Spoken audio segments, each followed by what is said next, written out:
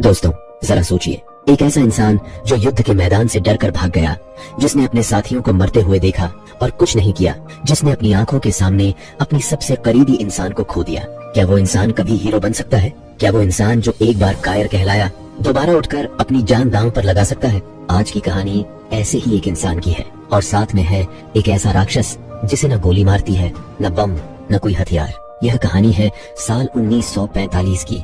दूसरा विश्व युद्ध अपने सबसे खतरनाक मोड़ पर था। जापान की सेना हर मोर्चे पर पिट रही थी और सैनिकों को एक के बाद एक ऐसे मिशन पर भेजा जा रहा था जहां से जिंदा लौटने की उम्मीद न के बराबर थी। ऐसे ही एक मिशन को टालकर एक जापानी फाइटर पायलट कोइची शिकिशिमा अपना प्लेन लेकर एक सुनसान आइलैंड पर उतर जाता है। वह बहाना बनाता है कि उसके प्लेन में खराबी आ गई है। उस आइलैंड पर एक रिपेयर बेस था जहां खराब हुए जापानी फाइटर प्लेनों को ठीक किया जाता था, और वहां काम करता था एक कुशल मैकेनिक ताचिबाना। ताचिबाना बेहद तेज और अनुभवी इंसान था। जब उसने कोइची के प्लेन को ध्यान से जांचा तो उसे एक भी खराबी नहीं मिली। वह तुरंत समझ गया कि यह पायलट अपने मिशन से डरकर यहाँ आया है। ताचिबाना ने सीधे कोइची की आंखों में देखकर कहा, मुझे सब पता है, तुमने मिशन से बचने के लिए यह झूठ बोला है। यह बात सुनकर कोइची की आंखें झुक गईं। वह कुछ नहीं बोल पाया और चुपचाप समुद्र के किनारे जाकर बैठ गया। थोड़ी देर बाद एक और मैकेनिक उसके पास आया और उसे तसल्ली देने की कोशिश की। कहा कि जिस मिशन पर उसे भेजा जाना था वहां मौत तय थी, इसीलिए उसने जो किया वो गलत नहीं था। लेकिन कोइची का दिल इस बात से नहीं माना। उसे खुद पर शर्म आ रही थी। तभी कोइची ने एक अजीब चीज देखी। समुद्र की सतह पर मरी हुई मछलियां तैर रही थी। यह देखकर उसे थोड़ा अजीब लगा, लेकिन उसने इसे नजरअंदाज कर दिया। रात होते ही बेस पर इमरजेंसी अलार्म बज उठा। सभी लोग घबराकर बाहर निकले। सर्च लाइटें समुद्र की तरफ घुमाई गई और जो दिखा उसे देखकर सबकी सांसें रुक गई। समुद्र की लहरों को चीरता हुआ एक विशालकाय और भयानक जीव बाहर आ रहा था। उसका कद इतना ऊंचा था कि वह पेड़ों से भी बड़ा लग रहा था। उसकी दहाड़ से पूरा आइलैंड हिल गया। यह था गॉडजिला। ताचिबाना ने तुरंत कोइची को आदेश दिया, तुम पायलट हो, जाओ प्लेन उठाओ और इस पर हमला करो। कोइची प्लेन में जा बैठा। इंजन चालू हुआ, लेकिन जैसे ही गॉडजिला उसके प्लेन के ठीक सामने आकर खड़ा हो गया, उसकी आंखें उस विशाल राक्षस की आंखों से मिली और कोइची का पूरा शरीर डर से जम गया। उसकी उंगलियां ट्रिगर तक पहुंचकर रुक गईं। वह गोली नहीं चला सका। इधर ताचिबाना और बाकी मैकेनिक्स ने अपनी बंदूकों से गॉडजिला पर गोलियां चलानी शुरू कर दी। इससे गॉडजिला और भी ज्यादा क्रोधित हो गया। वह अपने रास्ते में आने वाले हर इंसान को कुचलने और मारने लगा। कुछ को तो उसने निगल लिया। कुछ ही मिनटों में उसने पूरे रिपेयर बेस को तहस नहस कर दिया। गॉडजिला ने कोइची के प्लेन को उठाकर दूर फेंक दिया। जोरदार धमाका हुआ और उस धमाके की लहर से कोइची बेहोश हो गया। अगली सुबह जब कोइची को होश आया तो चारों तरफ लाशें बिखरी थीं। उसके लगभग सभी साथी मारे जा चुके थे। सिर्फ ताचिबाना किसी तरह बचा था और वह सभी की लाशें इकट्ठी कर रहा था। जब ताचिबाना की नजर कोइची पर पड़ी तो उसने बेहद दर्द भरी आवाज में कहा, अगर तुमने उस वक्त हमला किया होता तो शायद ये लोग बच जाते।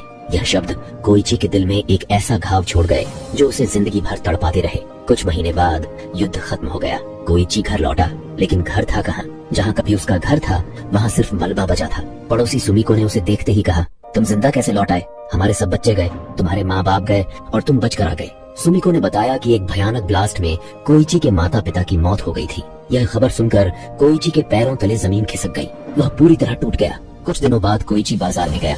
वहाँ पुलिस एक लड़की का पीछा कर रही थी जिसने एक कंबल चुरा लिया था। उस लड़की के साथ एक छोटी सी बच्ची भी थी। लड़की ने भागते हुए वह बच्ची कोइची की बाहों में थमा दी और वहाँ से निकल गई। लेकिन थोड़ी देर बाद वह लड़की खुद वापस आ गई। कोइची ने उससे नाम पूछा तो उसने बताया नोरिको। नोरिको ने बताया कि यह बच्ची उसकी अपनी नहीं है। एक बम धमाके में इस बच्ची की माँ मारी गई थी और मरने से पहले उसने अपनी बेटी नोरिको को सौंप दी थी। नोरिको खुद भी अनाथ थी, इसलिए इस बच्ची का दर्द वह समझती थी। यही वजह थी कि उसने इसे पालने का फैसला किया। उस रात नोरिको कोइची के घर में सो गई। अगली सुबह सुमिको को जब पूरी बात पता चली तो उसे उस मासूम बच्ची पर दया आ गई और वह उनकी मदद करने लगी।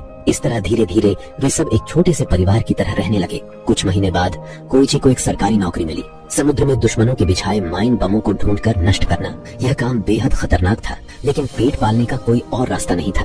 नोरिको घबरा गई, लेकिन कोइची ने उसे समझाया और अगले दिन काम पर चला गया। वहाँ उसकी मुलाकात डॉक्टर केंजी, कैप्टन सेजी और शिरो से हुई। तीनों युद्ध से बचकर लौटे थे और एक नई जिंदगी बनाने की कोशिश कर रहे थे। समुद्र में पहले ही दिन कोइची ने अपनी निशानेबाजी से सबको चौंका दिया। एक माइन बम पर सटीक निशाना लगाकर उसे उड़ा दिया। उसके साथी खुश हुए। उस रात कोइची को एक डरावना सपना आया। उसने देखा कि गॉडजिला उसके सामने खड़ा है और उसके साथी एक एक करके मारे जा रहे हैं। घबराकर नींद टूटी। वह नोरिको के पास गया नोरिको ने उसे शांत किया। धीरे धीरे कोइची ने उसे अपनी पूरी कहानी बताई, कैसे उसकी वजह से उसके साथी मारे गए, कैसे वह डर के कारण कुछ नहीं कर पाया। नोरिको ने कहा, इसमें तुम्हारी गलती नहीं, तुम भी एक इंसान हो, डर लगना स्वाभाविक है। इसी दौरान एक बड़ी खबर आई। अमेरिका ने समुद्र में अपने न्यूक्लियर बम का परीक्षण किया था और उस विस्फोट की चपेट में गॉडजिला भी था। उस न्यूक्लियर ऊर्जा को सोखकर गॉडजिला पहले से कई गुना ताकतवर हो गया था और अब वह जापान की ओर बढ़ रहा था। अनुमान था कि वह 1 हफ्ते में टोक्यो पहुंच जाएगा। एक दिन काम के दौरान समुद्र में तैरती मरी हुई मछलियां देखकर कोइची का दिल बैठ गया। यह संकेत उसे पहले भी मिला था। उसने अपने साथियों को चेताया, गॉडजिला पास है, और तभी वह विशाल राक्षस समुद्र से बाहर निकल आया। कोइची और केंजी ने माइन बम फेंके, मशीन गन से गोलियां चलाईं। एक बम संयोग से गॉडजिला के मुंह के पास फट गया, जिससे उसकी एक आंख और मुंह बुरी तरह जल गए। लेकिन कुछ ही पलों में वे घाव खुद ब खुद भरने लगे। यह देखकर सब दंग रह गए। गॉडजिला अब और भी गुस्से में था। जापानी सेना के जहाज पहुंचे और गॉडजिला पर अंधाधुंध गोलीबारी की। कुछ देर के लिए वह घायल होकर पानी में चला गया, लेकिन अगले ही पल वापस आकर उसने सेना के जहाज को पूरी तरह तबाह कर दिया। फिर दहाड़ता हुआ टोक्यो की तरफ बढ़ गया। टोक्यो में गॉडजिला ने भयानक कहर बरपाया। इमारतें गिरी, सड़कें धंसी, हजारों लोग मारे गए। नोरिको उस वक्त एक ट्रेन में थी। गॉडजिला ने उस ट्रेन को उठाकर तोड़ दिया।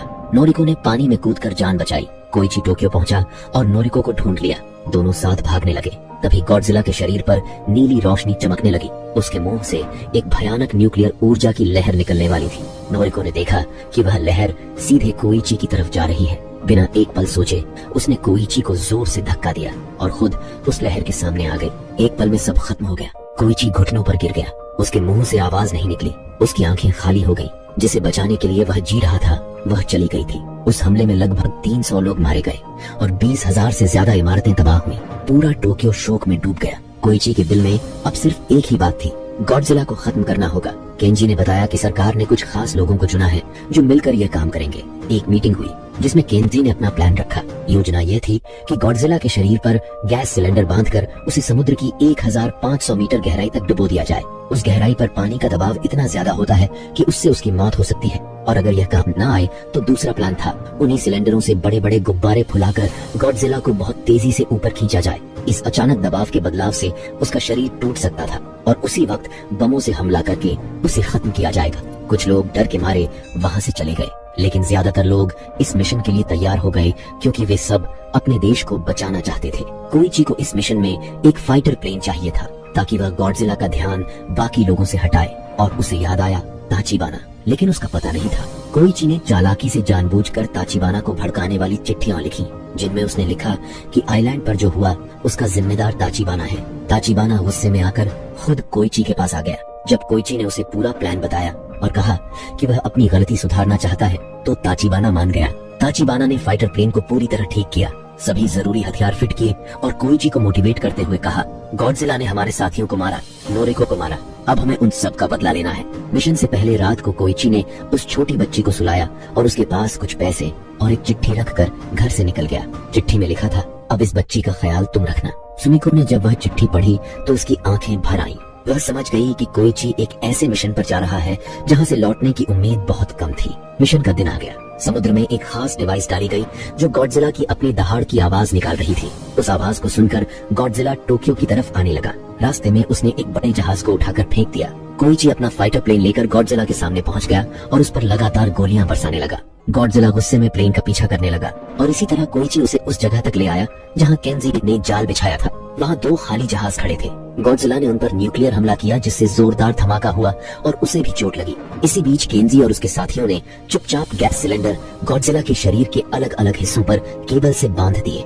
सिलेंडरों ने उसे खींचकर समुद्र की गहराई में ले जाना शुरू किया, लेकिन गॉडजिला की मौत नहीं हुई। तब केंजी ने दूसरा प्लान चालू किया। सिलेंडरों से जुड़े बड़े बड़े गुब्बारे फुलाए गए ताकि वह अचानक तेजी से ऊपर आए, लेकिन गॉडजिला ने उन गुब्बारों को फोड़ दिया। अब बड़ी क्रेन केबलों से उसे ऊपर खींचा गया। घायल शिरो भी अपनी जहाज लेकर आ गया और मदद में जुट गया। बड़ी मुश्किल से गॉडजिला दोबारा समुद्र से ऊपर आया, बुरी तरह घायल और भयानक क्रोध से भरा हुआ। उसके शरीर से नीली रोशनी निकलने लगी। वह अपनी न्यूक्लियर शक्ति का इस्तेमाल करने वाला था। ठीक उसी पल कोइची ने अपना फाइटर प्लेन मोड़ा और सीधे गॉडजिला के खुले मुंह की तरफ उड़ाने लगा। एक भयानक कान फाड़ू धमाका हुआ। गॉडजिला का शरीर हवा में बिखर गया। जब धुआं छौटा तो लोगों की आंखें आसमान की तरफ उठ गईं। और वहाँ एक पैराशूट धीरे धीरे नीचे उतर रहा था। ताचिबाना ने पहले ही कोइची की सीट में पैराशूट लगा दिया था, क्योंकि उसने कोइची से कहा था तुम्हें इस मिशन से जिंदा लौटना है। कोइची जिंदा था। किनारे पर पहुंचते ही सुमिको ने उसे नोरिको की एक चिट्ठी दी। कोइची भागते हुए अस्पताल पहुंचा और वहाँ नोरिको जिंदा थी। वह बुरी तरह घायल थी लेकिन जिंदा थी। कोइची उसकी गोद में सिर रखकर रो दिया। वह रोना जो उसने युद्ध के बाद से अंदर दबा रखा था। लेकिन कहानी यहाँ खत्म नहीं होती। समुद्र की गहराई में गॉडजिला के मांस का एक छोटा सा टुकड़ा धीरे धीरे जुड़ने लगता है। वह पूरी तरह मरा नहीं था। दोस्तों, यह फिल्म सिर्फ एक राक्षस और इंसान की लड़ाई नहीं है। यह उस इंसान की कहानी है जो एक बार डर गया था, जिसने अपने साथियों को मरते हुए देखा और कुछ नहीं किया, जिसने वह सब खो दिया जो उसे जिंदा रखता था। लेकिन वही इंसान आखिर में उठा, अपना डर जीता और लाखों लोगों की जान बचाने के लिए खुद अपनी जान दांव पर लगा दी। कोइची एक कायर पायलट के रूप में शुरू हुआ था और एक असली हीरो बनकर निकला। अगर आपको यह कहानी पसंद आई तो चैनल को लाइक और सब्सक्राइब जरूर करें।